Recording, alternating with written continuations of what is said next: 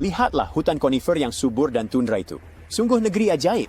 Kamu mungkin mengira ini adalah Kanada, tapi bukan.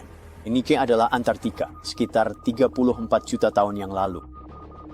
Jadi, apa yang membuat Antartika menjadi sedingin ini sekarang?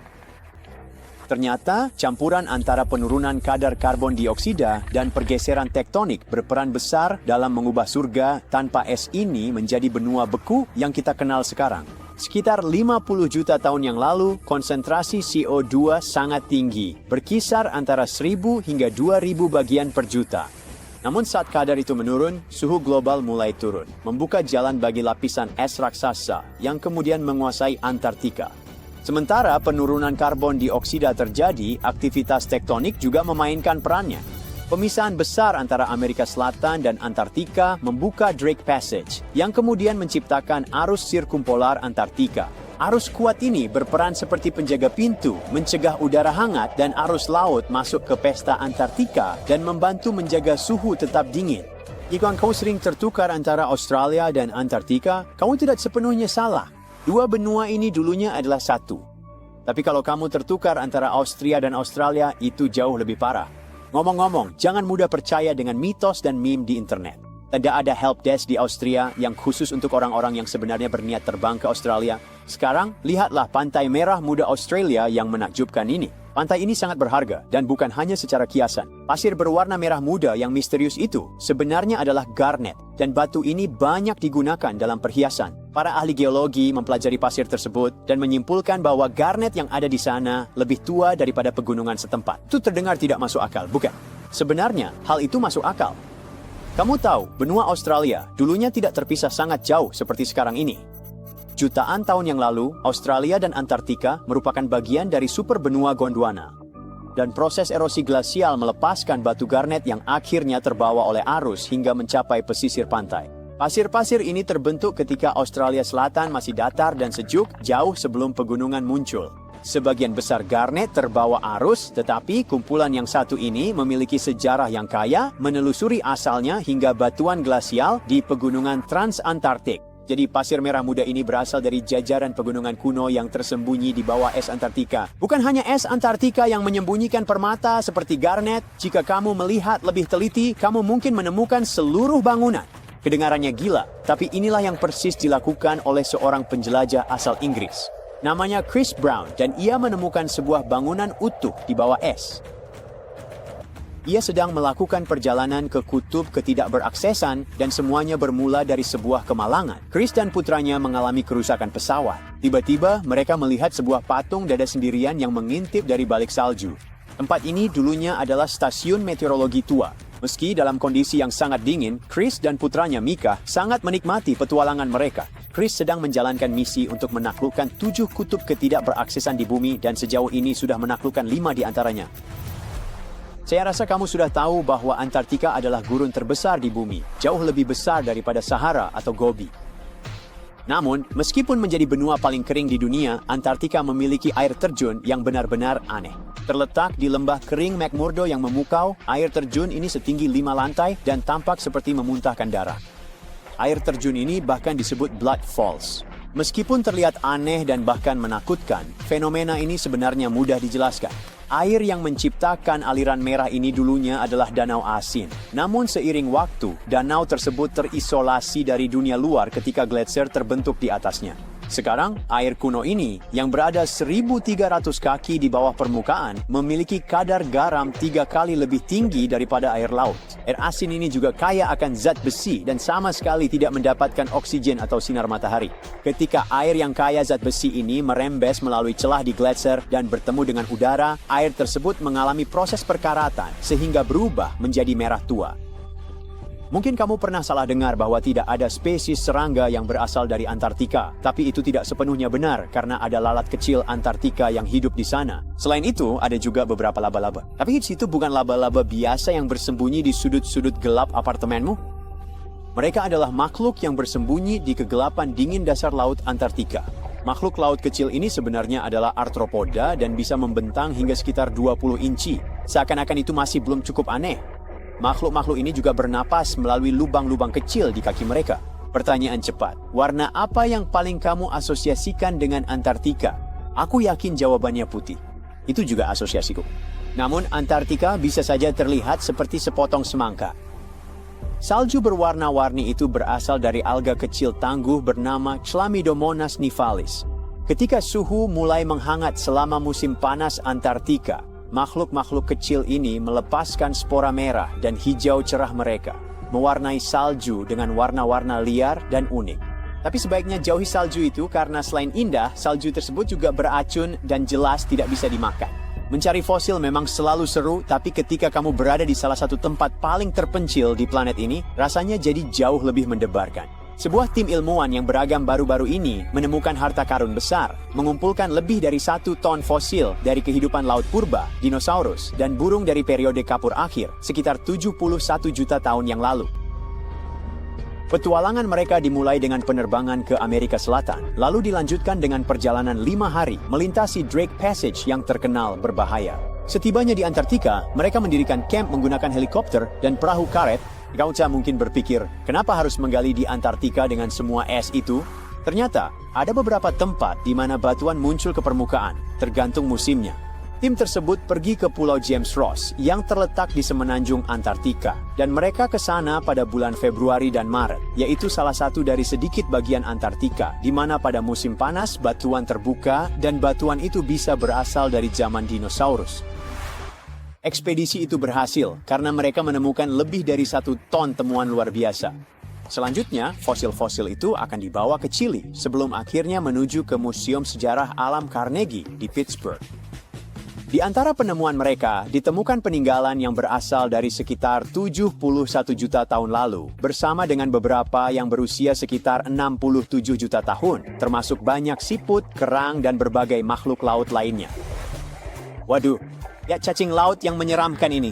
Cacing ini bisa saja tinggal di LA dan menjadi bintang film horor, tapi ia memilih untuk hidup di perairan dingin Samudra Selatan dekat Antartika. Cacing-cacing ini bisa tumbuh hingga 8 inci panjangnya dan 4 inci lebarnya, tapi jangan biarkan penampilan seram mereka menipumu.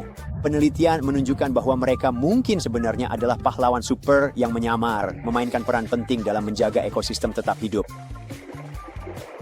Sekarang, lihat kepalanya itu?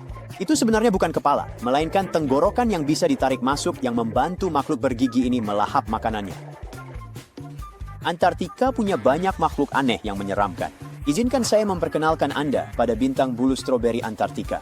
Tapi ini tidak seperti Patrick dari SpongeBob. Makhluk ini lebih mirip makhluk laut dalam yang langsung keluar dari film horor. Bayangkan ini, 20 lengan yang bergerak-gerak, beberapa memanjang hingga 8 inci, semuanya dihiasi dengan benjolan-benjolan aneh. Serem banget memang. Pada tahun 2014, para ilmuwan mengubur 34 monitor seismik di salju di Ross Ice Shelf yang ukurannya sangat besar. Bayangkan saja seperti laboratorium es sebesar Texas yang mengapung santai di atas Samudra Selatan. Mesin kecil cerdas ini menangkap dengungan tanpa henti. Meski telinga manusia tak mampu mendengar frekuensi rendah ini, ilmuwan berhasil membuatnya bisa kita dengar. Mereka bahkan mengunggah rekaman seram itu secara online. Seorang ahli glasiologi dari University of Chicago mengatakan bahwa jika kamu bisa mendengar getaran ini, suaranya akan seperti kawanan jangkrik yang menguasai halaman belakang di akhir musim panas. Tapi para penjelajah glacier ini sebenarnya tidak sedang mencoba merekam lagu-lagu seram. Mereka sebenarnya sedang menjalankan misi untuk memantau Ross Ice Shelf karena suhu benar-benar meningkat dan es mencair lebih cepat daripada es krim di hari yang panas. Rak es itu seperti penutup pengaman bumi, menjaga agar es yang sangat besar tidak meluncur ke lautan. Jadi apa sebenarnya yang membuat semua suara itu? Kemungkinan besar itu hanyalah tiupan angin kencang yang menerpa bukit-bukit es tersebut dan menciptakan getaran yang sangat alami. Hamparan luas salju putih, angin yang membekukan, lanskap tanpa kehidupan, dan sinyal aneh serta menyeramkan yang tampaknya berasal dari dalam bumi. Pulsa radio ini terjadi di Antartika dan tidak ada yang bisa mengetahui apa sebenarnya mereka serta dari mana asalnya. Begini, para ilmuwan sedang menjalankan sebuah eksperimen bernama ANITA, singkatan dari Antarctica Impulsive Transient Antenna. Pada dasarnya, ini adalah sekumpulan detektor yang dipasang pada balon-balon raksasa dan melayang tinggi di atas kutub selatan. Tugas mereka adalah mendeteksi neutrino dengan energi sangat tinggi. Bagaimana mereka menemukannya? tepat pada saat neutrino bersentuhan dengan es dan menghasilkan ledakan gelombang radio yang intens dan singkat. Nah, neutrino ini adalah partikel kecil yang hampir tidak bermassa dan tidak memiliki muatan listrik. Mereka ada di mana-mana dan miliaran di antaranya melintas melalui tubuhmu setiap detik. Bahkan saat kamu menonton video ini, neutrino datang dari segala penjuru.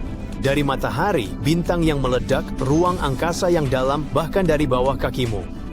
Matahari memproduksi mereka tanpa henti saat menggabungkan hidrogen menjadi helium. Bintang-bintang yang meledak memancarkan semburan besar neutrino selama ledakan supernova. Ketika sinar kosmik berenergi tinggi menabrak atmosfer kita, mereka menciptakan neutrino baru yang juga turun ke kita. Dan beberapa bahkan berasal dari zat radioaktif yang meluruh di dalam bumi. Neutrino tertua telah melintasi alam semesta sejak Big Bang, tapi mereka nyaris tak terlihat karena hampir tidak pernah bereaksi dengan apapun. Itulah mengapa para ilmuwan menggunakan eksperimen luar biasa seperti Anita untuk mencoba menangkap bahkan hanya beberapa di antaranya. Tapi mari kita kembali ke hari yang menentukan ketika segalanya berubah. Biasanya, sinyal radio yang dihasilkan oleh neutrino memantul dari es dan terbang ke atas. Disitulah Anita bisa menangkap mereka. Inilah inti dari eksperimen ini, untuk mempelajari neutrino dan mengetahui lebih banyak tentang peristiwa kosmik yang jauh seperti supernova atau apapun yang terjadi di tahun cahaya sana. Tapi kemudian sesuatu yang sangat aneh terjadi. Detektor menangkap gelombang radio yang sama sekali tidak memantul dari es. Gelombang itu tampak seperti berasal dari bawah cakrawala, dari bawah es. Sekarang seharusnya ini bahkan tidak mungkin terjadi. Menurut semua yang kita ketahui tentang fisika, sinyal tidak bisa begitu saja bergerak ke atas menembus batuan padat dan es. Salah satu peneliti, Stephanie Wiesel dari Penn State, juga mengatakan bahwa gelombang radio itu datang dengan sudut yang sangat curam, seperti 30 derajat di bawah permukaan. Satu-satunya cara itu bisa terjadi adalah jika sinyal itu telah melewati ribuan mil batuan padat sebelum mencapai detektor. Tapi jika benar, batuan itu pasti sudah sepenuhnya menyerapnya. Jadi ada sesuatu yang tidak masuk akal. Tim tersebut sudah menghitung semua data, tapi tetap tidak mendapatkan jawaban yang jelas. Namun bagi mereka, ini adalah masalah yang menarik, karena mereka sebenarnya tidak tahu apa anomali itu. Yang mereka tahu adalah kemungkinan besar itu bukan neutrino. Jika tim mendeteksi neutrino, partikel itu telah menempuh jarak luar biasa jauh tanpa menabrak apapun, mungkin bahkan berasal dari tepi alam semesta dapat diamati. Jadi apapun yang ditangkap Anita, perilakunya tidak seperti yang pernah dilihat ilmuwan. Ini bisa berarti ada partikel baru yang berbeda di luar sana. Atau mungkin ada hal lain yang terjadi dan kita belum memahaminya. Mereka mempublikasikan temuan ini di Physical Review Letters, tapi misterinya tetap belum terpecahkan. Tidak ada yang tahu apa yang terjadi di bawah es Antartika. Yang pasti, ada sesuatu di luar sana yang tidak mengikuti aturan. Jika para ilmuwan berhasil mendeteksi dan melacak asal partikel-partikel super cepat itu, mereka bisa mempelajari banyak hal tentang alam semesta, jauh lebih banyak daripada yang bisa kita lihat dengan teleskop terbesar sekalipun. Neutrino pada dasarnya melesat di ruang angkasa hampir secepat cahaya, nyaris tidak menabrak apapun. Artinya, mereka bisa membawa data yang belum tersentuh tentang peristiwa yang terjadi jutaan atau bahkan miliaran tahun cahaya jauhnya. Itulah sebabnya Wiesel dan sekelompok peneliti lain di seluruh dunia telah membangun detektor yang sangat sensitif untuk menangkap sinyal neutrino. Bahkan yang paling kecil pun sangat penting karena di bidang ini, satu data kecil saja bisa menyimpan segudang informasi. Jadi, para peneliti telah merancang instalasi di Antartika dan Amerika Selatan untuk menangkap partikel langka ini. Anita adalah salah satu detektor itu, dan Antartika adalah tempat yang sempurna untuknya. Hampir tidak ada gangguan radio, tidak ada kota, tidak ada lalu lintas, dan tidak ada interferensi acak. Pengaturannya sebenarnya cukup keren. Mereka memasang sekelompok antena radio pada sebuah balon raksasa, mengirimkannya puluhan mil ke langit, dan membiarkannya melayang di atas hamparan es putih yang tak berujung. Dari atas sana, alat itu mengarah ke bawah, mendengarkan sinyal radio samar yang berasal dari dalam es yang dalam. Ketika salah satu neutrino yang sangat langka itu, khususnya tau neutrino, menabrak es, ia menciptakan partikel lain yang disebut tau lepton. Lepton itu kemudian melesat keluar dari es dan mulai terurai. kehilangan energi dan berubah menjadi bagian-bagian yang lebih kecil. Proses peluruhan itu menghasilkan apa yang disebut air shower, semacam semburan percikan tak kasat mata yang terbang di udara. Jika kita benar-benar bisa melihat air shower itu dengan mata kita, mereka akan tampak seperti seseorang yang mengayunkan kembang api di kegelapan dengan jejak terang yang mengikuti gerakannya. Dengan mempelajari arah dan pola sinyal-sinyal ini, baik yang berasal dari es, ice shower, maupun yang di udara, air shower, para ilmuwan bisa mengetahui dari mana partikel aslinya berasal.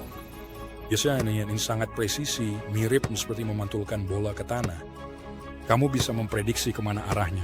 Tapi sinyal-sinyal aneh yang baru ini tidak memantul seperti seharusnya. Sudut-sudutnya semuanya salah arah, lebih curam dari apapun yang bisa dijelaskan oleh model-model yang ada. Jadi tim pun menyelidiki lebih dalam.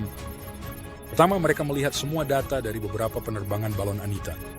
Lalu mereka membandingkannya dengan banyak simulasi komputer tentang sinar kosmik dan neutrino, serta menyaring semua kebisingan latar belakang yang biasa. Mereka bahkan memeriksa ulang hasil mereka dengan eksperimen lain seperti detektor Ice Cube yang juga terletak di Antartika dan Observatorium Pierre Auger di Argentina. Mereka ingin melihat apakah ada orang lain yang juga mendeteksi pancaran udara ke atas yang serupa. Dan tebak apa yang terjadi, keadaannya jadi makin aneh. Mereka tidak menemukan apa-apa. Ada detektor lain yang menangkap apapun yang bisa menjelaskan apa yang dilihat Anita. Karena itu, peneliti menyebut situasi ini anomali. Pada dasarnya, itu berarti kami tidak tahu ini apa, tapi perilakunya tidak seperti neutrino. Wiesel menjelaskan sinyal-sinyal itu tidak sesuai dengan gambaran umum tentang bagaimana partikel seharusnya berperilaku. Beberapa orang mengusulkan, mungkin ini fisika baru atau petunjuk materi gelap. Materi gelap adalah benda tak kasat mata yang menjaga alam semesta tetap teratur. Itu ada di mana-mana, tidak bisa kita lihat.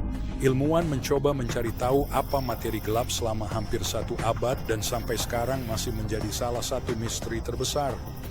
Segala yang bisa kita lihat, seperti bintang, planet, manusia, dan anjing, hanya membentuk sekitar 5% alam semesta, materi gelap sekitar 27%. Sisanya adalah sesuatu yang lebih aneh, disebut energi gelap. Para ilmuwan berpikir materi gelaplah yang memberi bentuk pada galaksi dan menjaga semuanya tetap menyatu seperti lem kosmik. Tanpa materi gelap, alam semesta akan terlihat sangat berbeda. Akan sangat luar biasa jika ternyata teori ini benar. Namun karena Ice Cube dan Auger belum mendeteksi hal yang sama, hal itu benar-benar membatasi kemungkinan yang ada. Penn State telah terlibat dalam permainan deteksi neutrino selama hampir 1 dekade, membangun detektor dan menganalisis berbagai macam sinyal kosmik.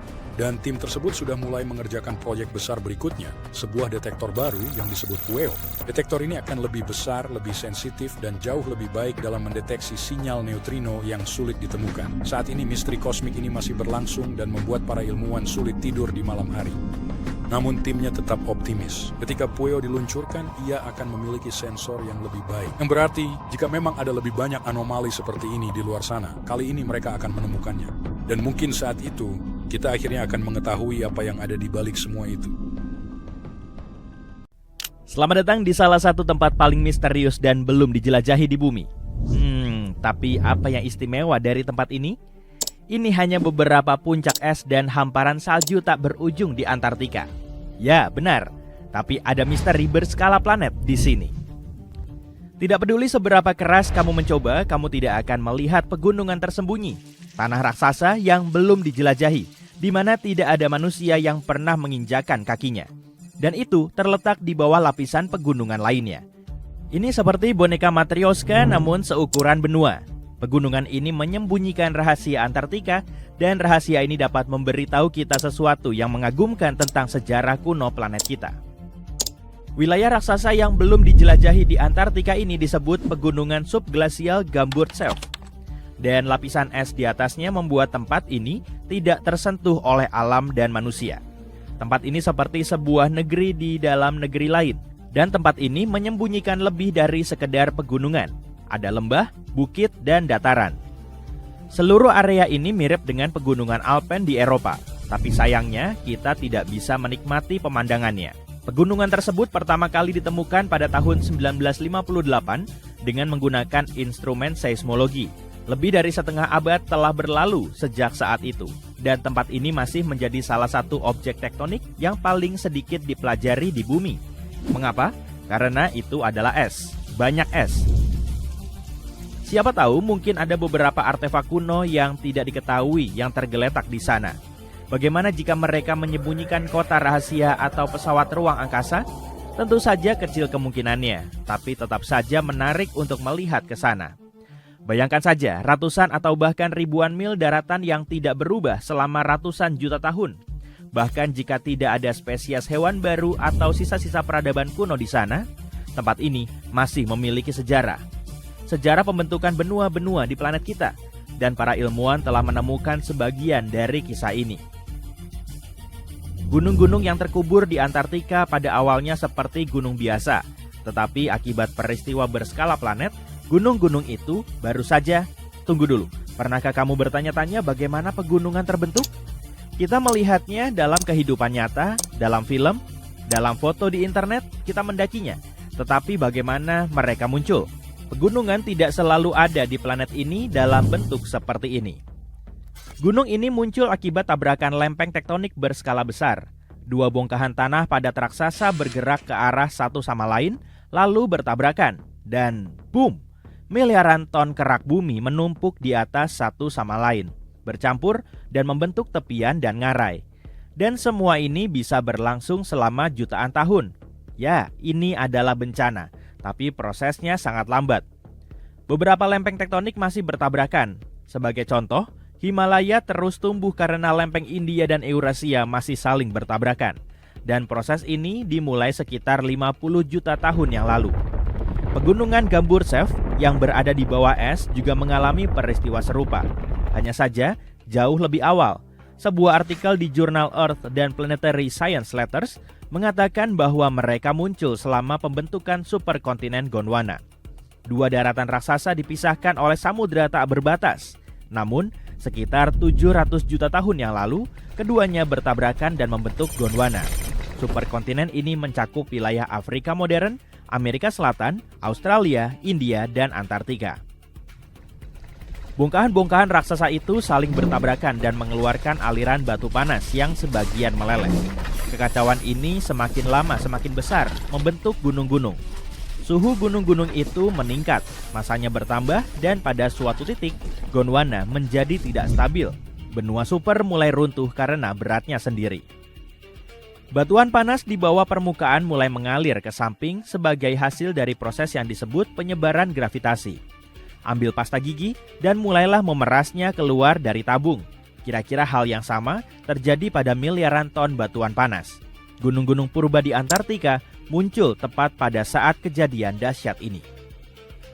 Kamu baru saja menyaksikan simulasi visual peristiwa global yang terjadi ratusan juta tahun yang lalu. Kelihatannya keren. Tapi bagaimana para ilmuwan mengetahuinya? Bagaimana mereka melihat kehancuran skala planet ini? Jika pegunungan Gamburtsev yang berada di bawah es adalah salah satu tempat yang paling belum dijelajahi di dunia, lalu bagaimana orang bisa mengetahui asal-usulnya? Jawabannya sederhana. Partikel-partikel kecil dari batuan telah memberitahu kita tentang perubahan lanskap planet ini. Ini adalah zirkon, tetapi para ilmuwan juga menyebutnya kapsul waktu. Mineral ini sangat kuat dan tahan terhadap pengaruh mekanis dan kimiawi. Sulit dihancurkan, tidak terpengaruh oleh erosi dan tidak larut dalam air. Dan ada uranium di dalamnya. Unsur kimia ini menunjukkan kepada para ilmuwan usia batuan tersebut.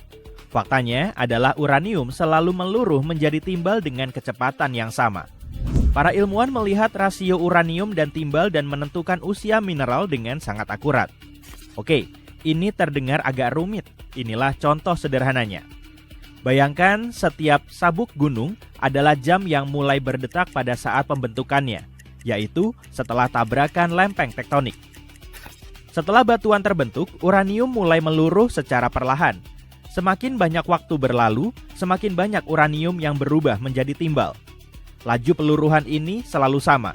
Peluruhan ini dapat berlangsung selama miliaran tahun. Semakin sedikit uranium dalam zirkon dan semakin banyak timbal, semakin tua usia batuan tersebut. Dan begitulah yang terjadi dalam praktiknya. Ahli geologi mengambil beberapa sampel batuan. Di laboratorium, mereka menghancurkannya untuk mengekstrak zirkon kristal. Para ahli geologi kemudian melarutkan partikel-partikel tersebut dalam asam untuk memisahkan uranium dari timbal. Kemudian mereka menggunakan alat khusus, spektrometer massa yang mempercepat atom dan memilahnya berdasarkan massa. Ini adalah proses yang agak rumit, tetapi intinya adalah bahwa alat ini menunjukkan kepada para ilmuwan jumlah uranium dan timbal. Mereka melihat rasio kedua elemen ini dan menghitung usia batuan. Para ahli geologi mengambil zirkon dari batu pasir di dekat pegunungan Gamburtsev, mempelajari partikel-partikel tersebut, melihat tingkat uranium, dan menghitung kronologi pembentukan gunung. Kemudian, mereka membandingkan data yang diperoleh dengan sejarah planet kita dan menyadari bahwa gunung-gunung yang terkubur di Antartika muncul selama pembentukan superkontinen Gondwana. Tapi bagaimana mereka mengetahui bahwa superkontinen itu mencakup Australia, India, dan Afrika? Zirkonium dari bebatuan Antartika itu ternyata sangat mirip dengan zirkonium dari negara-negara tersebut. Artinya, dahulu kala, ketiga benua ini pernah menyatu. Jadi pegunungan Gamburtsev mulai tumbuh sekitar 650 juta tahun yang lalu. Sekitar 580 juta tahun yang lalu, mereka mencapai ketinggian Himalaya, dan 80 juta tahun kemudian, mereka mengalami pencairan kerak bumi. Dan ketika sebagian besar pegunungan di planet ini berubah dan runtuh, pegunungan Gamburtsev yang berada di bawah es tetap tak tersentuh. Air, tanah, angin, gempa bumi, gravitasi, dan kekuatan alam lainnya menghancurkan sabuk gunung. Proses ini disebut erosi. Namun gunung-gunung yang terkubur di Antartika tidak mengalami hal seperti ini. Suhu dingin dan lapisan es di sekelilingnya membuat pegunungan ini tidak berubah. Ini adalah salah satu sabuk pegunungan kuno yang paling terpelihara di planet ini. Oke, tapi mengapa kita perlu menjelajahi gunung-gunung ini? Apa bedanya dengan superkontinen Gondwana yang runtuh di masa lalu? Ada kemungkinan tanaman, tubuh serangga yang membeku atau bakteri purba tetap terawetkan di bawah lapisan es yang tebal. Bagaimana dengan hewan purba? Banyak spesies yang mungkin hidup di Gondwana. Mempelajari pegunungan purba di Antartika dapat menunjukkan kepada kita seperti apa planet ini sekitar 0,5 miliar tahun yang lalu. Ketika Antartika masih berupa benua hijau, apa yang hidup di sana? Apa yang terjadi dengan kehidupan ini? Mungkinkah makhluk-makhluk purba itu dihidupkan kembali setelah sekian lama? Jika para ilmuwan dapat menghitung tanggal kemunculan benua super dengan menggunakan partikel-partikel kecil, bayangkan apa yang akan mereka temukan setelah meneliti pegunungan tersembunyi ini. Semuanya terdengar sangat menarik, tapi ada satu masalah. Untuk mengambil bagian kecil dari dunia yang tidak dikenal ini, kamu harus mengebor banyak es. Kamu harus mengirimkan peralatan berat ke salah satu benua yang paling sulit diakses di dunia. Sekitar 150.000 tahun yang lalu, manusia naga dengan tengkorak besar, rongga mata persegi dan gigi yang sangat besar biasa berkeliaran di hutan-hutan dingin di Tiongkok Utara. Namun, nama mereka tidak diambil dari nama monster yang bernapas dengan api, melainkan dari sebuah sungai, tempat para pekerja konstruksi secara tidak sengaja menemukan tengkorak pertama pada tahun 1933. Tengkorak yang berasal dari lumpur sungai itu berukuran besar dan hampir utuh, dengan tengkorak yang memanjang dan tulang alis yang berat. Pasti terlihat sangat menakutkan sehingga pekerja yang menemukannya memutuskan untuk menyembunyikannya selama bertahun-tahun di sebuah sumur yang ditinggalkan. Sebelum meninggal dunia pada tahun 2018, dia memberitahu cucu-cucunya tentang penemuan rahasianya dan mereka bergegas ke sumur tersebut. Para ilmuwan baru mendapatkan tengkorak tersebut pada tahun 2021. Mereka melihat ada beberapa fitur yang aneh. Tengkorak ceper dan lebar seperti pada hominin purba, gigi dengan 3 akar yang jarang kamu lihat saat ini, dan pada saat yang sama, tulang pipi yang halus yang jarang ditemukan pada manusia. Untuk mengidentifikasi temuan ini, tim ilmuwan mempelajari 95 tengkorak tua, tulang rahang dan gigi dari berbagai kelompok manusia purba. Mereka dengan cermat memeriksa lebih dari 600 detail pada fosil-fosil ini untuk memahami bagaimana manusia purba ini saling berhubungan. Kemudian, mereka menggunakan komputer yang sangat canggih untuk membuat miliaran silsilah keluarga yang menunjukkan bagaimana kelompok-kelompok ini berevolusi dari waktu ke waktu. Tujuannya adalah untuk menemukan jalur evolusi yang paling sederhana, yang menurut sebagian besar ilmuwan adalah cara yang paling mungkin terjadi. Setelah semua perhitungan, silsilah tersebut menunjukkan bahwa tengkorak manusia naga berasal dari cabang baru manusia purba, dan ternyata sangat erat kaitannya dengan mamalia manusia modern. Para peneliti menemukan bahwa tengkorak tersebut adalah milik seorang pria yang hidup setidaknya 146.000 tahun yang lalu di Asia Timur. Saat itu manusia modern atau Homo sapiens hidup bersama kerabat manusia lainnya, seperti Neanderthal dan Denisovan. Penemuan manusia naga atau Homo longi, demikian mereka menyebutnya, dapat menulis ulang kisah evolusi manusia. Ia mungkin lebih dekat dengan manusia modern daripada manusia Neanderthal. Kita hanya tidak tahu seperti apa wajahnya sampai sekarang. Seorang ilmuwan dari Brazil menciptakan model digital 3D wajah manusia naga berdasarkan tengkoraknya. Karena beberapa bagian tengkorak hilang, dia menggunakan tengkorak lengkap dari manusia purba lainnya, Homo erectus, untuk mengisi kekosongannya. Dia kemudian menggunakan pemindaian khusus dari manusia modern dan simpanse untuk mengetahui bagaimana kulit dan otot akan cocok pada tengkorak tersebut. Untuk membuat model terlihat lebih realistis dan hidup, ilmuwan juga menambahkan rambut dan warna untuk menghidupkan manusia naga. Model akhir menunjukkan bahwa manusia naga memiliki kepala terbesar dari semua manusia purba yang pernah ditemukan, hampir 65 cm. Itu berarti tengkoraknya sebesar tengkorak gorila atau bahkan singa. Para ilmuwan percaya bahwa ukurannya yang besar mungkin telah membantunya bertahan hidup di musim dingin yang sangat dingin di Harbin, tempat mereka menemukan tengkorak itu dan di mana suhu masih turun hingga minus 16 derajat Celcius hari ini. Tidak semua ilmuwan setuju bahwa manusia naga adalah spesies yang sama sekali baru atau di mana posisinya dalam silsilah keluarga manusia. Beberapa ahli berpikir bahwa fitur unit tengkorak itu mungkin hanya karena ukurannya, bukan bukti bahwa ia adalah spesies yang berbeda. Orang-orang dari spesies yang sama bisa terlihat berbeda berdasarkan usia, jenis kelamin, tempat tinggal, dan usia fosil. Beberapa ilmuwan membandingkannya dengan tengkorak lain yang ditemukan di Tiongkok, yang dianggap sebagai bagian dari spesies lain yang telah dipelajari dengan baik. Lalu ada misteri Denisovan, sebuah kelompok manusia purba yang hidup di Asia selama ribuan tahun, tapi hanya meninggalkan sedikit fosil. Yang paling mendekati manusia naga mungkin adalah tulang rahang patah yang ditemukan di Tibet pada tahun 2019. Beberapa ilmuwan percaya bahwa itu berarti manusia naga bisa jadi adalah seorang Denisovan. Tetapi yang lain tidak yakin karena tengkorak Harbin tidak memiliki rahang untuk dibandingkan. Para ilmuwan pertama kali menemukan Denisovan pada tahun 2008 ketika mereka menemukan sepotong kecil tulang jari di Gua Denisova di Pegunungan Altai. Mereka mengetahui bahwa tulang tersebut adalah milik seorang gadis kecil yang berusia antara 5 hingga 7 tahun ketika dia meninggal sekitar 40.000 tahun yang lalu.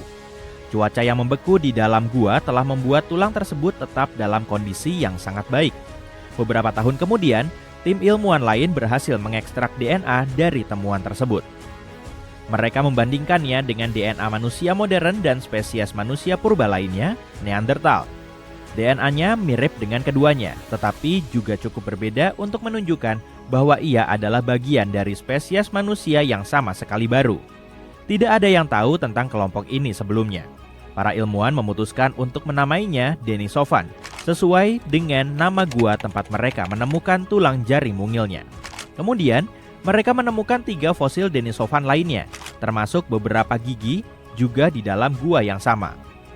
Para peneliti masih belum yakin dari mana asal-usul Denisovan. Namun ada satu dugaan bahwa mereka terkait dengan Homo erectus. Mereka adalah manusia purba yang sangat mirip dengan kita, dengan kaki yang panjang dan lengan yang lebih pendek, membuat mereka menjadi pejalan kaki yang hebat. Sekitar 700.000 tahun yang lalu, beberapa dari mereka meninggalkan Afrika dan melakukan perjalanan ke Eurasia. Mereka menjadi kakek buyut dari Denisovan dan Neanderthal. Sekitar 370.000 tahun yang lalu, kedua kelompok ini berpisah. Neanderthal pergi ke barat, ke Eropa dan Asia Barat, sementara Denisovan pergi ke timur, ke Asia Timur dan Asia Tenggara. Beberapa Denisovan bahkan berhasil mencapai Filipina, Papua Nugini dan seterusnya, melintasi garis Wallace yang memisahkan Asia dan Australia. Baru-baru ini para ilmuwan mempelajari DNA dari banyak orang dari Asia Tenggara dan menemukan bahwa Denisovan mungkin bukan hanya satu kelompok manusia purba, tetapi 3 jenis yang berbeda. Salah satu dari kelompok ini berbeda dari Denisovan lainnya, seperti halnya Neanderthal. Beberapa Denisovan mungkin hidup lebih lama daripada Neanderthal yang menghilang sekitar 40.000 tahun yang lalu. Sebuah penelitian menunjukkan bahwa satu kelompok Denisovan hidup bersama manusia modern di Papua Nugini hingga setidaknya 30.000 tahun yang lalu, dan bahkan mungkin 15.000 tahun yang lalu. Jika itu benar, mereka adalah manusia purba terakhir di bumi selain kita. Penemuan mengejutkan ini merupakan bagian dari semakin banyaknya penemuan yang menunjukkan bahwa Asia purba penuh dengan berbagai versi manusia, termasuk jenis manusia yang baru ditemukan di Filipina. Para ilmuwan sekarang menyadari bahwa pulau-pulau di Asia Tenggara merupakan titik penting bagi manusia purba. Mereka percaya bahwa mempelajari lebih banyak tentang manusia purba dapat membantu mereka memahami lebih baik sifat-sifat genetik orang-orang di Indonesia dan daerah-daerah sekitarnya, dan bahkan meningkatkan perawatan kesehatan di wilayah tersebut. Para peneliti menemukan petunjuk khusus dalam DNA mereka yang menunjukkan bahwa kelompok-kelompok manusia purba telah berpisah dalam waktu yang sangat lama. Ketika Homo sapiens melakukan perjalanan dari Afrika, mereka membentuk keluarga dengan manusia purba lainnya dan mewariskan sebagian kecil DNA kerabat purba tersebut. Di salah satu taman beres di Kanada, para ilmuwan menggali lapisan es tebal lalu menemukan kerangka aneh bernama naga beku. Kerangka ini telah tertimbun es selama jutaan tahun dan para ahli harus mencurahkan waktunya sampai puluhan tahun untuk meneliti spesies fosil aneh ini. Kemudian, fosil ini teridentifikasi sebagai genus Pterosaurus baru. Pterosaurus merupakan reptil terbang raksasa yang punya rentang sayap sampai 5 meter dan kepalanya 3,5 kali lebih besar dari tubuhnya. Pterosaurus hidup 76 juta tahun yang lalu bersamaan dengan para dinosaurus. Para ilmuwan mendeskripsikannya sebagai hewan terbang terbesar, tergarang, dan teraneh. Genus baru ini kemudian dinamakan sebagai Cryodragon boreas yang berarti naga beku dari utara. Pada tahun 2013, seorang pendaki gunung sedang hiking di salah satu gunung tertinggi di Eropa Barat, Mont Blanc. Dia melihat kotak logam misterius yang menyembul di permukaan salju, kemudian membukanya. Ternyata kotak itu berisi batu rubi, zamrud, dan safir. Pendaki itu pun segera menyerahkan kotak temuannya ke pihak yang berwenang. Kemungkinan besar kotak itu milik penumpang pesawat dari India yang menabrak Mont Blanc lebih dari 50 tahun yang lalu. Harganya ditaksir mencapai lebih dari 2,8 miliar rupiah dan pihak terkait masih mencari pewaris dari kotak perhiasan kecil itu. Di barat laut Siberia tahun 2007, seorang pengembala rusa kutub sedang bertualang bersama anak-anaknya. Di tengah perjalanan, dia melihat objek misterius di dalam es yang kemudian diketahui sebagai anak mamut beku. Dia pun segera menghubungi museum setempat. Anak mamut itu akhirnya diberi nama Luba dan menjadi mumi mamut paling awet saat ditemukan. Luba telah terkubur di dalam es selama 41.800 tahun saat ia masih berumur 30 sampai 35 hari. Panjang tubuhnya kira-kira sama dengan anak sapi besar. Nah, apa kamu pengen melihat Luba secara langsung? Datang aja ke sejumlah museum di seluruh dunia.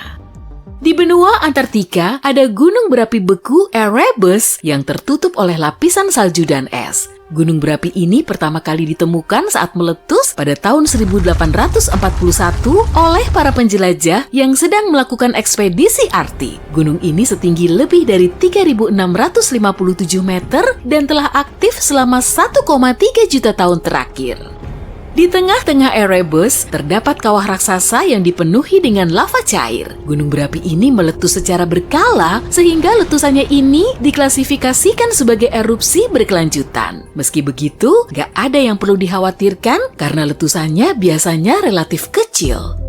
Pada tahun 1991, dua pendaki di pegunungan Alpen Italia dikejutkan dengan penemuan jasad. Mereka langsung mengiranya sebagai mayat pendaki yang belum lama hilang. Duo itu harus bersusah payah turun lagi untuk melaporkan temuan itu. Setelah tulang belulangnya disatukan, jasad itu ternyata berasal dari zaman purba. Menurut estimasi para ilmuwan, manusia es ini sudah berumur lebih dari 5.000 tahun yang kemudian dinamai Otzi.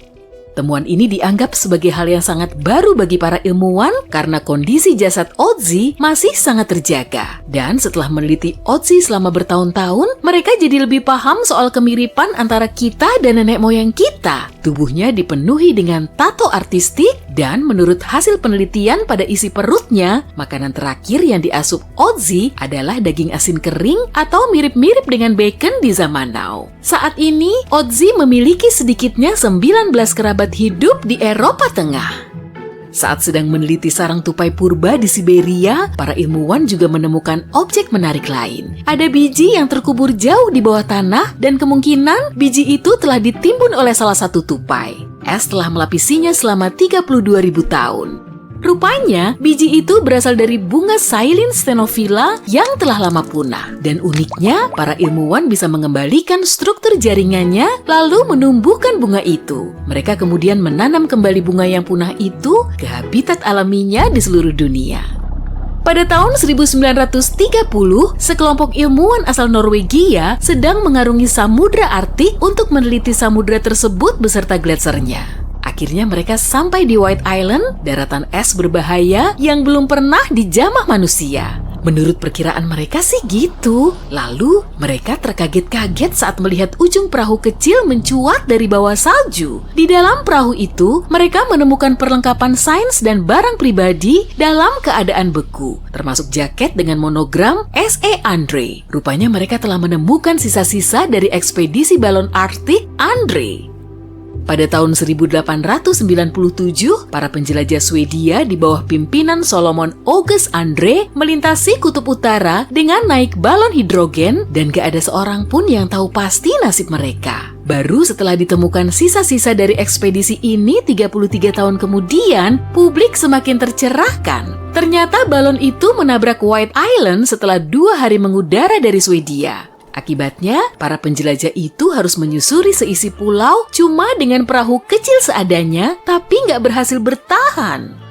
Mamut berbulu yang pengawetannya paling baik ditemukan di permafrost Siberia pada tahun 2010. Para peneliti menamakannya Yucca sesuai dengan nama desa kecil di dekat lokasi penemuannya. Yucca telah membeku selama 39.000 tahun dan diperkirakan telah hidup selama 6-8 tahun. Karena kondisi tubuhnya masih sangat baik, Yucca sudah diteliti selama bertahun-tahun untuk menggali informasi baru tentang mamut secara umum. Pada tahun 2019, mereka berhasil mengaktifkan sel yang diambil dari jaringan tubuh Yucca. Mungkin nggak ya kalau suatu hari nanti mamut bisa muncul di bumi lagi? Dari gambar dan video, kita bisa tahu kalau Antartika sangat dingin, tertutup salju, berlandskap datar, dan punya beberapa bukit kecil. Para ilmuwan juga punya anggapan serupa. Saat meneliti pegunungan Gomburtsev di awal tahun 2000-an, mereka kaget setelah tahu kalau bukit kecil berbatu-batu itu ternyata puncak pegunungan raksasa yang dasarnya berada 1,6 km di bawah salju. Dengan teknologi radar, mereka memperkirakan tingginya sekitar 3.000 meter dan membentang hingga 1.200 km. Ukurannya ini hampir sama dengan pegunungan Alpen di Eropa, hanya saja strukturnya tertutup banyak es dan salju. Seorang pengusaha pernah memeriksa sungai di sekitar tambang emas Siberia. Dia malah tertarik dengan lapisan esnya. Rupanya di situ ada anak badak berbulu kecil yang kemudian dinamai Sasa. Badak berbulu telah punah selama 15.000 tahun dan diperkirakan Sasa telah membeku di dalam es selama 39.000 tahun. Temuan ini terbilang unik karena cuma Sasalah badak berbulu utuh yang pernah ditemukan. Saat itu, gletser di sekitar kota Pelo, Italia Utara mulai mencair, kemudian menyebabkan sejumlah artefak dari puluhan tahun hingga berabad-abad lalu juga ikut mengalir keluar. Di situ ada barang-barang pribadi milik para tentara, termasuk buku harian, foto, dan surat cinta. Para ahli sejarah juga telah menemukan kabin utuh di bawah lapisan es, di dalamnya terdapat helm logam keras dan pakaian. Pada tahun 1845, Sir John Franklin tergabung dalam ekspedisi nahas menuju Kutub Utara. Para kru memakai kapal HMS Erebus dan HMS Terror yang cukup ironis. Ekspedisi itu mengalami kecelakaan, lalu kedua kapal lenyap tanpa jejak di perairan beres. Pada tahun 2016, HMS Terror ditemukan oleh sekelompok peneliti. Meskipun telah hilang selama 170 tahun, perairan dingin di situ telah membuat kondisi kapalnya tetap utuh. Mereka mendeskripsikannya sebagai membeku seiring waktu. Piring dan gelas makan malam masih tertata di raknya, tempat tidur dan mejanya juga masih kelihatan rapi, malahan bagasi penumpangnya masih sangat baik. Kapal HMS Erebus juga ditemukan di dekatnya, tapi karena kondisi perairan berubah, bentuknya sudah hancur. Es glasial yang melingkupi jalur pegunungan di Norwegia telah dipakai oleh para Viking dan menyimpan ratusan artefak kuno. Salah satunya yaitu kotak kayu besar yang saling dilas. Para peneliti kemudian membuka kotak itu sambil harap-harap cemas. Mereka meyakini isinya pasti harta karun dari Viking atau artefak yang akan menginfokan soal masyarakat di zaman dulu. Tapi ternyata isinya cuma lilin lebah kuno. Kotak itu nggak sekuno dugaan mereka. Dengan menganalisis lilinnya, mereka bisa tahu kalau kotak itu berasal dari abad ke-17. Era manusia Viking telah Spons raksasa seperti vas, ubur-ubur dari dunia lain, cacing bersegmen yang ditutupi bulu, dan gurita besar adalah penemuan Antartika terbaru. Para ilmuwan menemukannya setelah gunung es raksasa pecah, dan ternyata gunung es tersebut merupakan harta karun kehidupan purba di bawah es. Pada bulan Januari 2025, gunung es besar seukuran Chicago yang disebut A84 terlepas dari lapisan es George ke-6 Antartika, yang merupakan lapisan es besar dengan panjang sekitar 450 km, lebar 19 sampai 69 km, dan tebal sekitar 249 meter. Pada musim panas yang berlangsung di November hingga akhir Februari, lapisan es mencair di permukaan dan terbentuklah danau pita yang mencair. Bentuknya memanjang dan seperti pita, dari situlah namanya berasal. Ketika gunung es itu hanyut, ia meninggalkan sebagian dasar lautan yang terbuka lebar, dan itu adalah tempat yang belum pernah dilihat oleh siapapun sebelumnya. Para ilmuwan di kapal penelitian Falkor juga berada di dekatnya, di Laut Bellingshausen.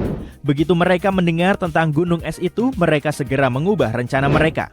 Mereka memahami bahwa ini adalah kesempatan yang sangat langka untuk melihat sesuatu yang tidak diketahui dan menakjubkan, seperti mengangkat batu di hutan untuk melihat apa yang tersembunyi di bawahnya. Para peneliti menggunakan robot bawah air bernama Subastian dan menjelajahi laut dalam selama 8 hari. Mereka menyelam hingga kedalaman lebih dari 1.280 meter. Di bawah sana, mereka menemukan sebuah ekosistem yang tersembunyi. Ada karang-karang besar dan spons yang dipenuhi oleh hewan-hewan laut, sebuah dunia di bawah es. Para peneliti mengira mereka akan menemukan kehidupan di bawah sana, tapi mereka tidak menyangka akan melihat begitu banyak. Dan kehidupan purba bawah laut ini tidak hanya bertahan hidup. Kehidupan ini telah berkembang di tempat yang keras dan dingin itu untuk waktu yang sangat lama. Anemon yang tampak seperti pohon kecil yang lembut, laba-laba laut, ikan es, gurita. Penelitian ini disiarkan secara langsung kepada para ilmuwan dari seluruh dunia, dan siaran langsung tersebut sebenarnya dapat diakses secara terbuka. Hal yang paling keren adalah beberapa makhluk yang ditemukan tampaknya merupakan spesies baru. Ya, mungkin akan ada spesies baru di Antartika pada tahun 2025. Dan beberapa mungkin hanya hidup di wilayah ini. Itu karena Antartika tidak hanya sangat jauh, tapi juga terputus dari bagian dunia lainnya selama jutaan tahun.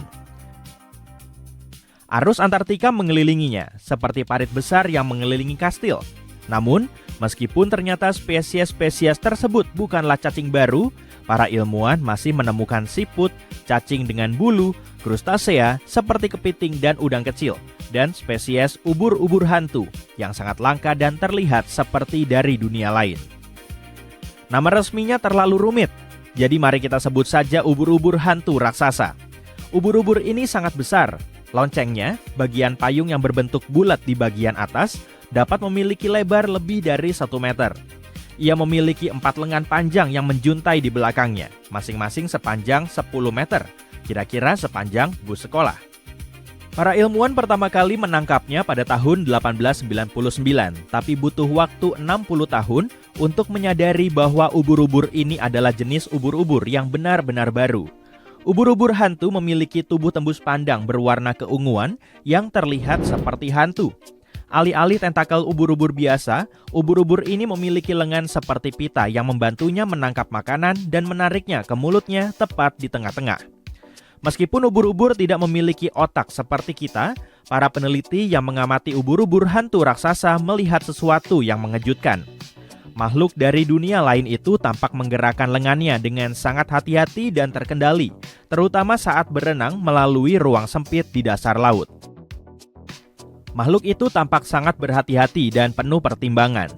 Menyeramkan. Makhluk hidup lain? Ubur-ubur memiliki jaringan saraf sederhana, bukan otak yang membantu mereka merasakan dunia di sekitarnya.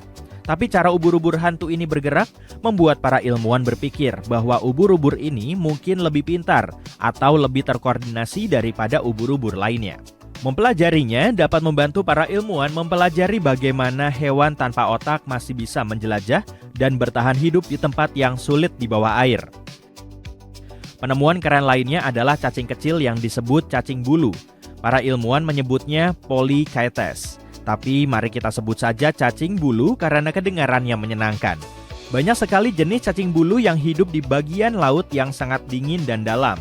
Cacing bulu memiliki tubuh yang terbuat dari banyak segmen dan mereka memiliki bulu-bulu kecil di sepanjang sisinya. Bulu-bulu ini membantu mereka bergerak, merasakan apa yang ada di dekatnya dan bahkan melindungi diri mereka sendiri dari bahaya. Salah satu contoh yang keren adalah cacing sisik Antartika. Ini adalah jenis cacing bulu yang hidup di perairan yang sangat dingin dan dalam serta memiliki bulu keemasan mengkilap yang membuatnya terlihat sangat mewah. Selama penjelajahan laut dalam Antartika, tim juga menemukan spons raksasa yang berbentuk seperti vas bunga. Biasanya, spons tumbuh sangat lambat. Jadi untuk menjadi sebesar itu, spons pasti sudah tumbuh di sana dalam waktu yang sangat lama, bahkan mungkin ratusan tahun. Ukurannya yang besar menunjukkan bahwa hewan-hewan laut dalam yang tinggal di sekitar mereka tidak baru saja pindah ke sana.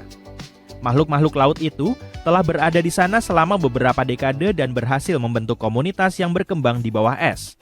Jadi, itu benar-benar kehidupan purba yang bersembunyi di bawah semua es itu.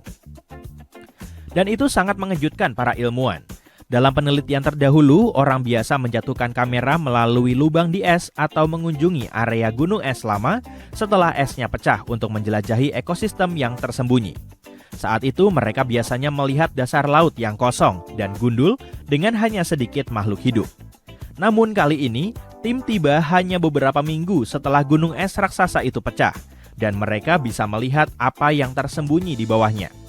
14 km pertama di belakang lapisan es dapat menyembunyikan ekosistem yang kaya dan sibuk. Daerah itu gelap, dingin dan tersembunyi selama berabad-abad. Dan tetap saja, semua jenis makhluk hidup di sana. Hal ini menunjukkan bahwa kehidupan bisa bertahan di tempat yang tampaknya terlalu keras atau beku untuk kehidupan. Di sisi lain, menemukan semua kehidupan di bawah sana tidaklah terlalu mengejutkan. Banyak hewan yang hidup di tempat yang gelap dan dingin di bawah air. Jadi masuk akal jika mereka juga berada di bawah lapisan es. Es menyembunyikan mereka dan membuat mereka aman dari apapun yang terjadi di atas. Tapi yang aneh adalah banyaknya jenis makhluk yang hidup di sana. Padahal dulunya tempat ini sangat tertutup. Tempat ini sebenarnya sangat mirip dengan dasar laut di beberapa bagian Antartika yang tidak memiliki es di atasnya. Bagaimana bisa? Biasanya, tanaman kecil yang disebut fitoplankton tumbuh di dekat permukaan yang terkena sinar matahari. Hewan kecil mirip udang yang disebut krill memakan tumbuhan tersebut di malam hari. Ketika krill kenyang, mereka akan tenggelam dan membawa makanan serta nutrisi ke dasar laut. Bahkan kotoran mereka membantu memberi makan makhluk laut dalam. Tapi jika ada lapisan es besar di atas, sinar matahari tidak bisa masuk. Jadi, tidak ada tanaman yang bisa tumbuh di sana. Dan tidak ada krill yang membawa makanan ke bawah. Para ilmuwan mengira ini berarti lebih sedikit makanan dan lebih sedikit hewan di sana. Tapi mereka tetap menemukan banyak kehidupan. Ternyata makanan dan nutrisi mungkin menyelinap masuk ke bawah es, terbawa oleh arus bawah laut seperti sungai yang mengalir di bawah laut. Para ilmuwan menemukan beberapa hewan yang hidup dalam waktu yang lama. Jadi sepertinya arus tersebut yang sebagian besar berasal dari air gletser yang mencair, membawa makanan yang cukup untuk menjaga ekosistem tetap sehat dan penuh dengan kehidupan. Tidak ada yang benar-benar tahu apa yang akan terjadi pada semua kehidupan laut dalam setelah gunung es tersebut hanyut. Makhluk-makhluk itu telah hidup di bawah es tebal untuk waktu yang entah berapa lama, dalam kondisi yang sangat stabil dan gelap gulita. Jelas mereka tidak menyukai perubahan, jadi kehilangan atap es itu bisa mengacaukan seluruh pengaturan mereka. Salah satu ilmuwan menyebutkan bahwa lapisan es tempat gunung es itu berasal telah merayap. Di bawah tanah beku di wilayah paling utara Finlandia, terdapat sebuah penemuan yang berpotensi mengubah masa depan dunia, mulai dari energi nuklir hingga mobil listrik. Mineral-mineral ini membuat masa depan ala fiksi ilmiah terasa begitu dekat. Namun seperti biasa, semuanya tidak sesederhana itu. Mari kita telusuri alasannya. Jauh di atas peta ini terdapat sebuah wilayah bernama Lapland, sebuah tanah yang hanya memiliki satu kursi untuk setiap 2 orang, jadi seseorang harus duduk di pangkuan orang lain. Ini adalah sudut terpencil di Finlandia yang tertutup salju, di mana jumlah rusa kutub melebihi jumlah penduduk yang tinggal di sana. Di sini, langit malam bersinar dengan cahaya utara hampir 200 kali dalam setahun. Oh, dan Santa Claus juga punya rumah di sana. Pada tahun 1985, Finlandia menyatakan bahwa Santa tinggal di Rovaniemi, sebuah kota yang terletak tepat di selatan lingkaran Arktik di Lapland. Mereka bahkan membangun desa Santa Claus, di mana para pengunjung bisa bertemu dengannya.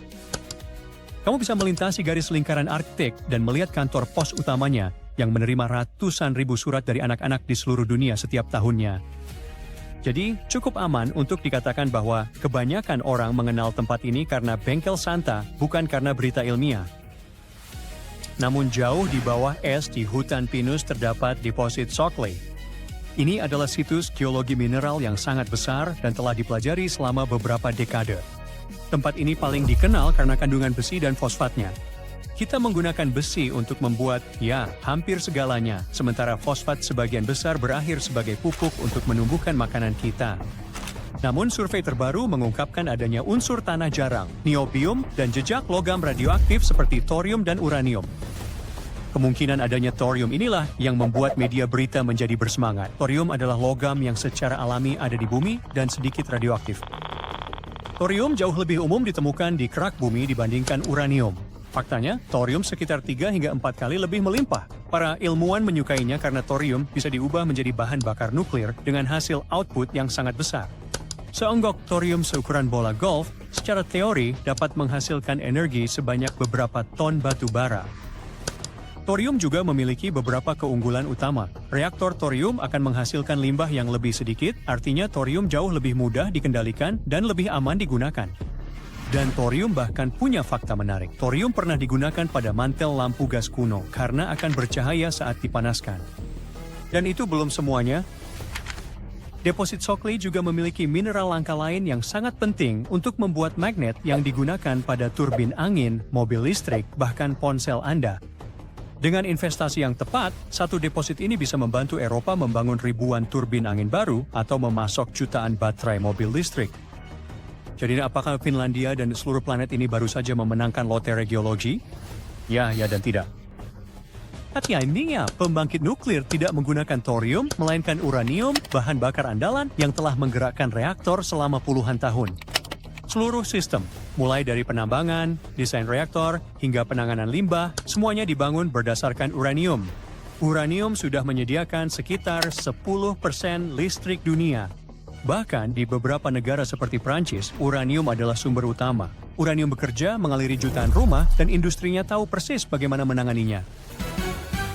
Thorium tidak mengikuti aturan yang sama. Thorium bukan bahan fisil, artinya ia tidak bisa membelah dan melepaskan energi sendiri. Itu cara mewah untuk mengatakan thorium butuh bantuan agar berguna. Kamu tidak bisa begitu saja memasukkan thorium ke reaktor biasa dan berharap keajaiban terjadi. Itu seperti mencoba mengisi daya Tesla dengan menuangkan bensin ke dalam tangkinya. Agar thorium bisa digunakan, kamu memerlukan jenis reaktor yang berbeda dan sistem yang bisa mendukungnya. Reaktor yang mahal, masih eksperimental, dan belum siap digunakan secara luas. Jadi, thorium milik Shockley memang terlihat mengesankan, penuh dengan kilau dan janji. Namun untuk saat ini, thorium itu tetap berada di bawah tanah, menunggu teknologi dan investasi di masa depan. Tapi bagaimana dengan unsur tanah jarang lainnya? Neodymium dan praseodymium memang agak sulit diucapkan, tapi sekarang mereka tersembunyi di hampir semua benda, mulai dari earbud hingga mesin MRI raksasa di rumah sakit. Mereka menggerakkan motor di mobil listrik dan membantu turbin angin raksasa berputar. Singkatnya, mereka ada di mana-mana, dan kemudian ada niobium. Logam ini membuat baja menjadi lebih kuat. Tambahkan sedikit niobium dan tiba-tiba Anda mendapatkan paduan yang lebih kuat dan ringan yang digunakan pada jembatan bahkan roket. Saat ini, Eropa mengimpor hampir seluruh niobium, terutama dari Brasil. Jika Sokoli dikembangkan, Finlandia bisa menyediakan pasokan lokal untuk Eropa. Namun, sekali lagi, ini rumit. Seperti yang saya sebutkan, Lapland kebetulan adalah salah satu tempat terindah di seluruh planet ini. Ini adalah salah satu kawasan alam liar besar terakhir di Eropa, di mana hutan pinus membentang bermil-mil jauhnya. Dan menggali semua material itu tentu akan membawa konsekuensi.